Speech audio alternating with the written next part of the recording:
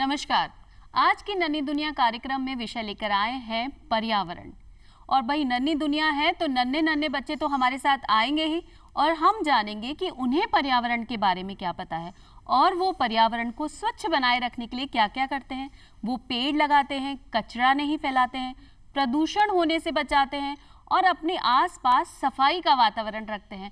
तो एक बार शुरू करते हैं हम आज का नन्ही दुनिया कार्यक्रम क्लैपिंग के साथ।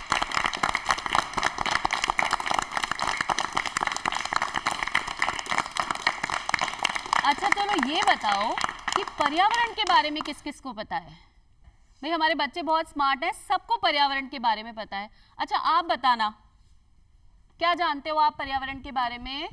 नमस्ते, मेरा नाम है निहित और मैं आज आपको एक कविता सुनाऊंगा। कविता का नाम है तबीयत तुम्हारी आती है और कवि का नाम है श्री राम नरेश त्रिपाठी। तो इस कविता ने हमें बताया है कि ईश्वर ने हमें इतना सुंदर सुंदर संसार दिया है और हमें उसे बिगाड़ना नहीं चाहिए, हमें उसे ध्यान रखना चाहिए और धन्यवाद करना चाहिए। और पहले धन्यवाद करने से पहले मेरी कविता सुन लो। जब बहुत सुबह चिड़िया उठकर कुछ गीत खुशी के गाती है, कन्या दरवाजे खोल खोल जब दुनिया पर मुस्काती है, जब खुशबू की लहरें घर से बाहर दौड़ लगाती है जग के सृजना प्रभु तब याद तुम्हारी आती है, तब चमचम बूंदी गिरती है, तब बिजली चमचम कर जाती है, मैदानों में वन बागों में जब हरियाली लहराती है, तब ठंडी ठंडी हवा कहीं से मस्ती ढोकर लाती है जग के सृजना प्रभु तब याद तुम्हारी आती है। अब सब चिल्लाओ धन्यवाद। Thank you. ये जो सारी चीजें भगवान से मिली है उनका ध्यान रखेंगे तो वो लॉन्ग टाइम हमारे पास रहेंगी ना। तो फिर अपन प्रॉमिस करते हैं कि मतलब जो भी अपने नेचर से मिला है अपन उसका ध्यान रखेंगे और ज्यादा से ज्यादा पेड़ लगाएंगे। क्या लगाएंगे? पेड़ लगाएंगे। और यहाँ से कौन सुनाएगा पोयम?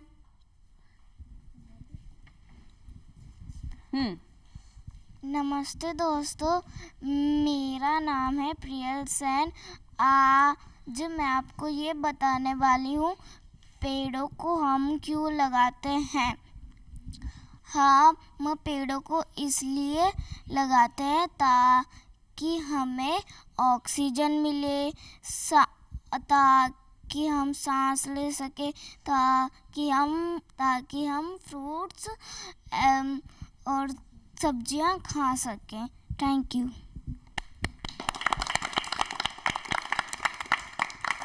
Very good. भाई पेड़ लगाने से अपन को फ्रूट सब्जियां तो मिल जाती है और बारिश भी अच्छी हो जाती है। तो अगर हम पेड़ लगाएंगे तो फायदा हमें ही है, ठीक है। तो आप घर जाकर एक पेड़ लगा सकते हो। लगा सकते हो। अपने पेरेंट्स को बोल सकते हो कि भाई अपने घर में एक गार्डन हो, अगर गार्डन नहीं है तो छोटे छोटे पौधे भी अपन लगा सकते हैं। आप लोगों को पोल्यूशन के बारे में पता है? यस। कौन कौन से पोल्यूशन होते हैं?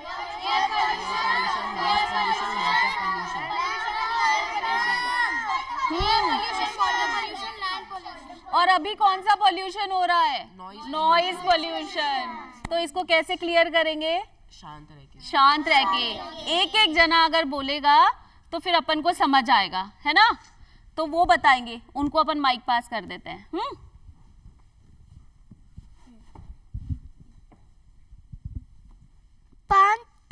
पांच टाइप के पोल्यूशन होते हैं, जो है noise pollution, land pollution, air pollution, water pollution and soil pollution. Very good. और अब कौन सुनाएगा? मेरा नाम देवाग्य देवसवाल है। आज मैं आप सभी को एक शेर और एक शिकारी की कहानी सुनाना चाहता हूँ। एक शेर एक जंगल में रहता था। एक दिन एक शिकारी जंगल में आया और वो जानवरों को पकड़ने लगा। तो शेर ने सोचा कि ये मेरे दोस्तों को पकड़ रहा है, तो अब मैं क्या करूं। तो शेर ने सोचा मैं उसको धक्का दे देता हूं ताकि सारे जानवर भाग जाएंगे। तो वो जैसे ही गया तो शिकारी ने उसे देख लिया तो शिकारी ने उसे जेल में डाल दिया। इसलिए वो अपने दोस्तों को बचा नहीं पाया, और जब दोस्त छूट गए थे और शेर ही जेल में था तो शेर आके दोस्त को लेके चले गए। धन्यवाद।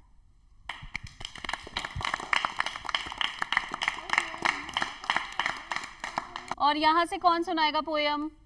आपसे सुने। मेरा नाम नव्या राठौर है। मैं आप सभी के सामने एक कहानी प्रस्तुत करना चाहती हूँ। मेरी कहानी का नाम है दोस्त की मदद।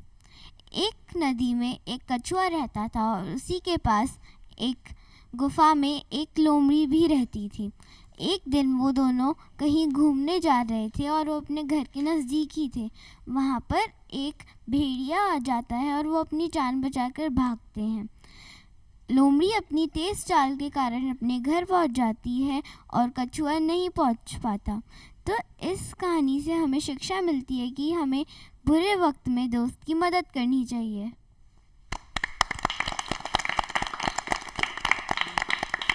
इस कहानी से हमें क्या शिक्षा मिली है? हमें दोस्त की मदद चाहिए। हाँ, बहुत अच्छी कहानी सुनाई आपने। और आप लोग भी अपने दोस्तों की मदद करते हो? सब लोग? और दोस्तों की नहीं, अपनी फैमिली की भी हेल्प करनी चाहिए, है ना? जो आपको पेरेंट्स कहते हैं उसको फॉलो भी करना चाहिए, वो भी एक तरह से मदद ही होती है। Very good. और आप इतनी प्यारी प्यारी सी ड्रेस पहनकर आए हो, आपको यूनिकॉर्न बहुत पसंद है क्या? आप कुछ सुनाओगे हमको? सुनाओ। मेरा नाम है आन्या जायसवाल। मैं आज आप लोग को सुनाने वाली हूँ पेड़ लगाओ पेड़ लगाओ, पेड़ लगाओ पेड़ लगाओ, हरा भरा जीवन बनाओ। छाया ये हमको देती है, हवाएं हमको देती है, फल ये हमको देती है, पास उठा के लाती है, प्रदूषण को हमको दूर भगाती है। हम भी पेड़ लगाएंगे, सब हरा भरा जीवन बनाती है। पेड़ लगाओ हरा भरा जीवन बनाओ। Thank you. Very good. पेड़ लगाओ और अपना जीवन हरा भरा बनाओ। ठंडी ठंडी हवा भी मिल रही है ना? सब कुछ अपन को मिलता है, तो किससे मिल रहा है? पेड़ों से मिल रहा है। अब आप क्या सुनाओगे हमको? एक्ट करोगे? तो ठीक है, एक्ट करो और सुना भी देना जो भी बोलोगे। ठीक है। कौन है वहाँ? कौन है वहाँ? कौन है वहाँ?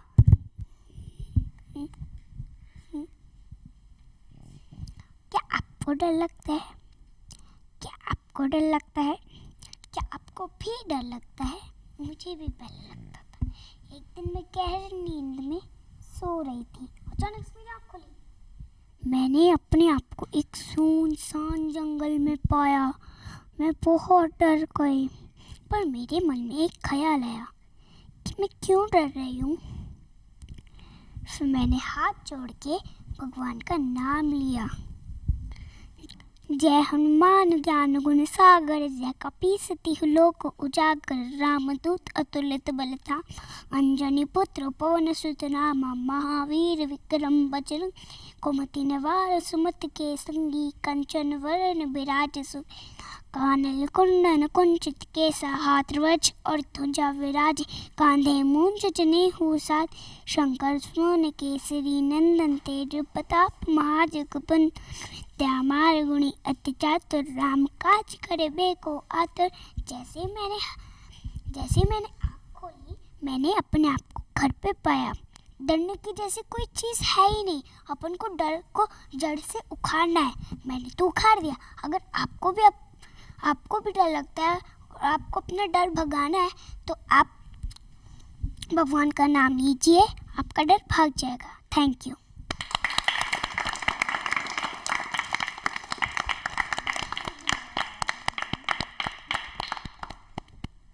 अरे आपने कितनी अच्छी बात बताई ना कि अगर अपन भगवान का नाम लेते हैं तो हमारा सारा डर भाग जाता है। अच्छा, अब पर्यावरण पे आते हैं अपन, है ना? अपन उसी की बात कर रहे हैं ना आज, पर्यावरण की। अच्छा, ग्लोबल वार्मिंग के बारे में किसको पता है? आपको पता है? ग्लोबल वार्मिंग वो चीज़ है जो बहुत ही ज़्यादा मशीनी उपकरणों के बढ़ने और इन सब के होने के चक्कर में एक CO2 गैस अपनी एटमॉस्फेयर में बढ़ती जाती है, जिसको हम बाहर निकालते हैं। तो ये बढ़ती पॉपुलेशन और कम होती हुई रिसोर्सेज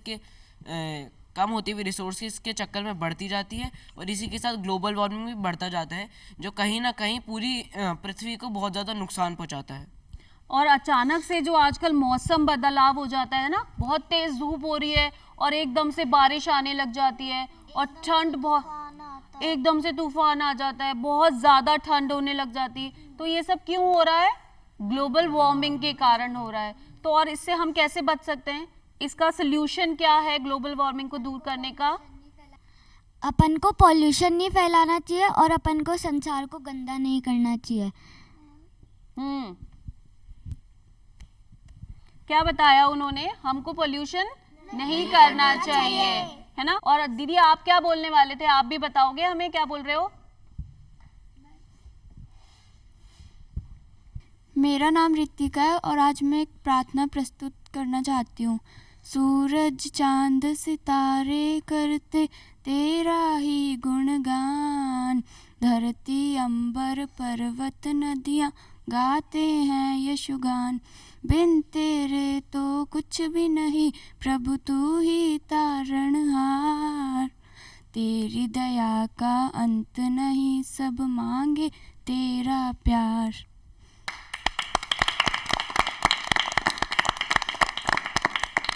सही है कि अपन को सबको क्या चाहिए? भगवान की दया चाहिए। अगर भगवान का हाथ अपने ऊपर है तो हम सब कुछ कर सकते हैं। अच्छा, अभी बीच में अपनी एक बात आई थी ना कि अपन को ज्यादा कचरा नहीं फैलाना चाहिए। तो आपको पता है कि कचरा कहाँ डालना चाहिए? डस्टबिन में। अच्छा, दो तरह का कचरा होता है, एक गीला कचरा, एक सूखा कचरा। तो दोनों को क्या करना चाहिए? अलग अलग डालना चाहिए। सूखे कचरे को तो आप सबको पता है ना कि गीले कचरे को कहाँ डालना है और सूखे कचरे को कहाँ डालना है? ठीक है, तो आप कुछ सुनाओगे अब हमें? तो अब माइक दे दो उनको।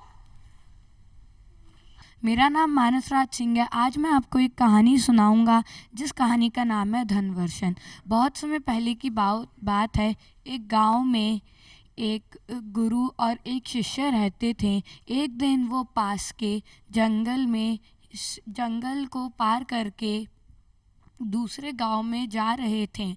उस जंगल में 500 डाकुओं का झुंड रहता था। जब वो लोग जंगल पार कर रहे थे तभी डाकुओं ने गुरु को पकड़ लिया और शिष्य को धन लाने को भेजा। जब शिष्य जा रहा था तब उन्होंने गुरु से कहा था कि आज पूर्णिमा की रात है, आप कुछ भी ऐसा ना कीजिएगा जिससे आकाश में धन की वर्षा हो। और उसके बाद शिष्य चला गया।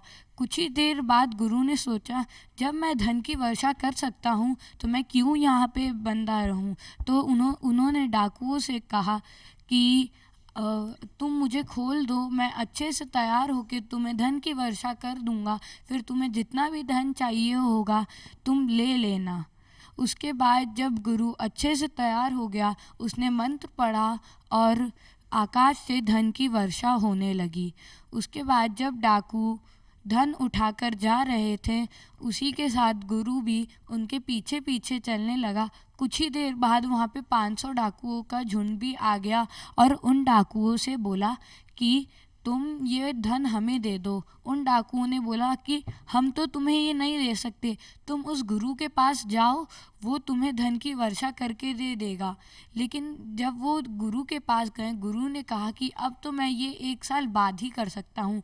तो उन्होंने गुरु को काट के फेंक दिया और फिर उन लोगों में घमासान लड़ाई हुई। उसके बाद वहाँ पे कोई भी नहीं बचा। अंत में शिष्य आया और सारा धन लेके चला गया। इससे हमें ये पता चलता है अपने दिमाग का सही जगह और सही से उपयोग करना चाहिए। Thank you. मतलब हमारे बच्चों के पास बहुत सारी सीख की बातें हैं, है ना। सबको कुछ कुछ नया नया आता है, लेकिन ये जो पीले वाला बच्चा है ना, ये बहुत चुपचाप बैठा और ऐसे सोता हुआ ही है। आप कुछ सुनाओगे हमको? सुनाओगे? हाँ, नाम बताना है और फिर सुनाना है, ओके? लो, अब अपना नाम बताओ। मेरा नाम आर्या है। मैं आज कविता सुनाऊंगा। पेड़ कितने प्यारे होते हैं, तेज धूप से हमें बचाते हैं, मुफ्त में हमें फल ले देते,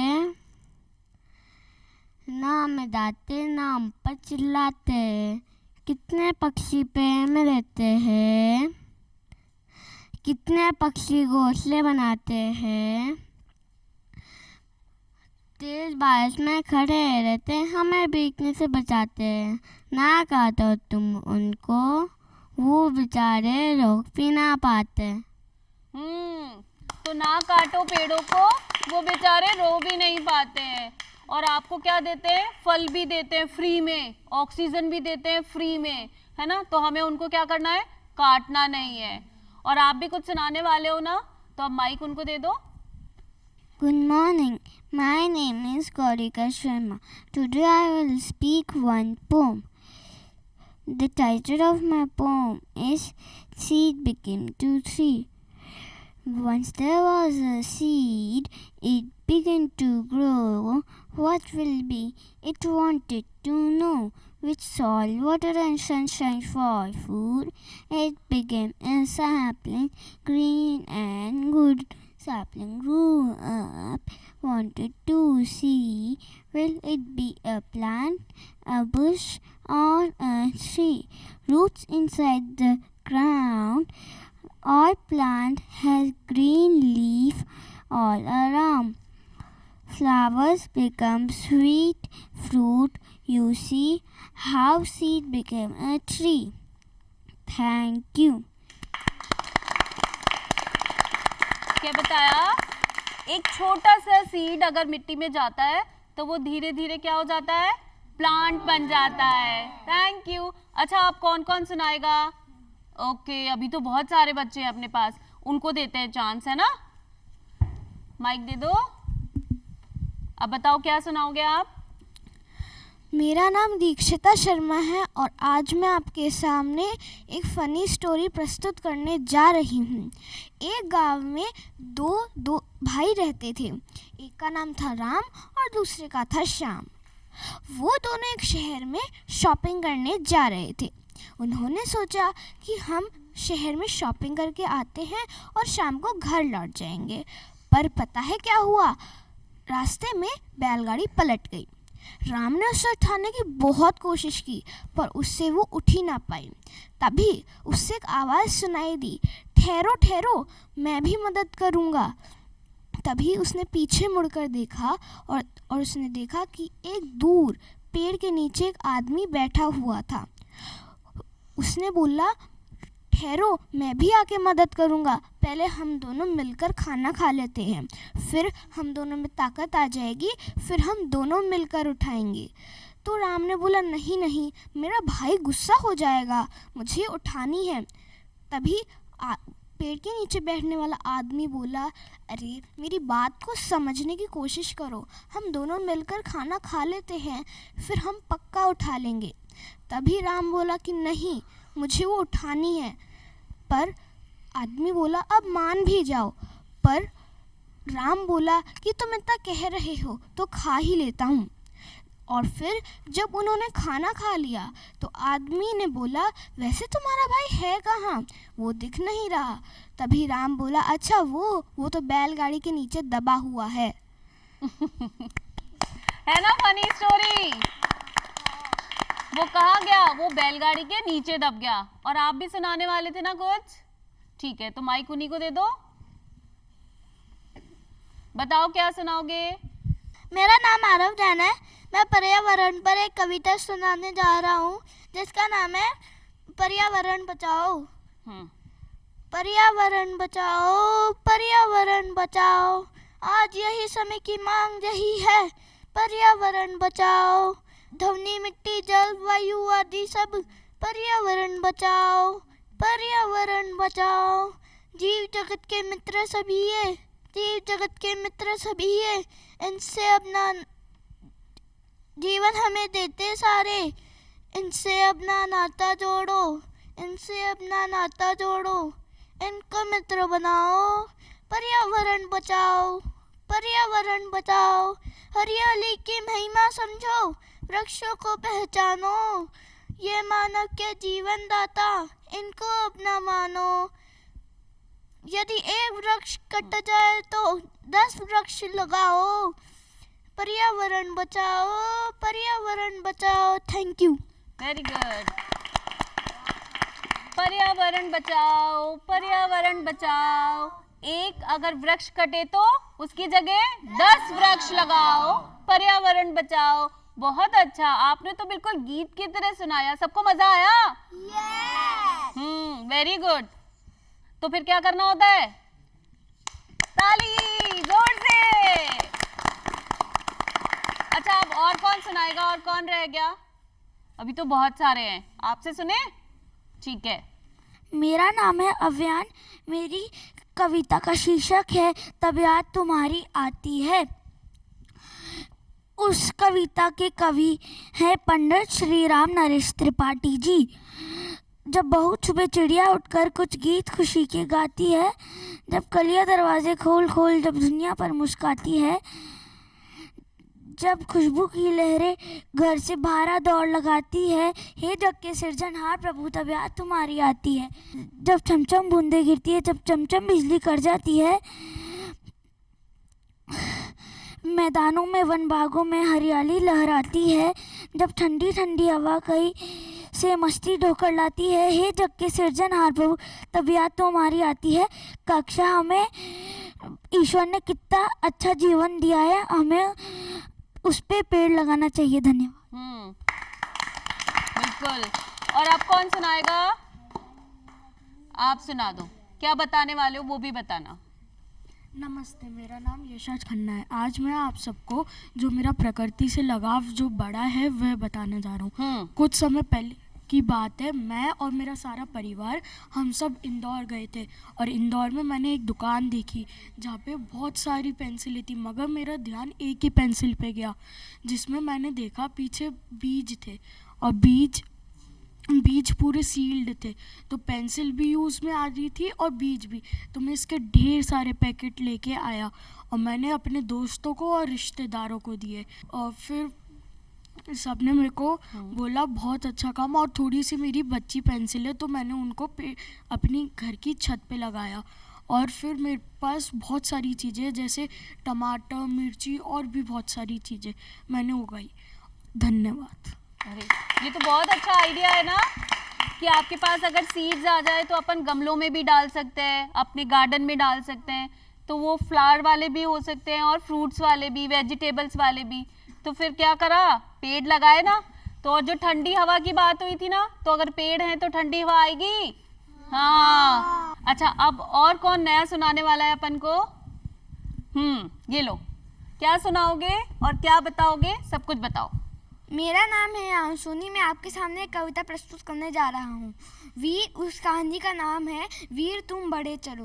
वीर तुम बड़े चलो, धीर तुम बड़े चलो, हाथ में ध्वजा रहे, बाल दल सजा रहे, ध्वज कभी झुके नहीं, दल कभी रुके नहीं। वीर तुम बड़े चलो, धीर तुम बड़े चलो, सामने पहाड़ हो, सिंह की दहाड़ हो, तुम निडर डरो नहीं, तुम निडर डटो वहीं। वीर तुम बड़े चलो, धीर तुम बड़े चलो, प्रात हो कि रात हो, संग हो ना साथ हो, सूर्य से बड़े चलो, चंद्र से बड़े चलो।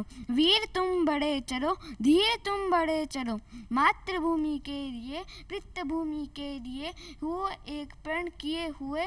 वीर तुम बड़े चलो, धीर तुम बड़े चलो, अन्न भूमि में भरा, अन्न भूमि में भरा, वारी भूमि में भरा, यतन कर निकाल लो रतन, रतन भर निकाल लो। वीर तुम बड़े चलो, धीर तुम बड़े चलो। धन्यवाद। बहुत ही जोशीली कविता आपने सुनाई कि वीर तुम बढ़े चलो, है ना। किसी से अपन को डरना नहीं है और सारे काम अच्छे अच्छे अपन को करने हैं, है ना। और अब कौन सुनाने वाला है? यस, आप सुनाओ बेटा। मेरा नाम मान्या जैन है। मेरी कहानी का नाम है प्रकृति। एक बार की बात है, एक शहर में रामू नाम का व्यक्ति रहता था, जिसके घर के पीछे एक बहुत बड़ा बगीचा था, जिसमें एक बड़ा सा सेब का पेड़ था। रामू अपने बचपन में उस सेब के पेड़ के आसपास खेला करता था और उसके मीठे रसीले सेब भी खाया करता था। वक्त बीतता गया, पेड़ बूढ़ा हो चुका था और रामू भी बड़ा हो चुका था।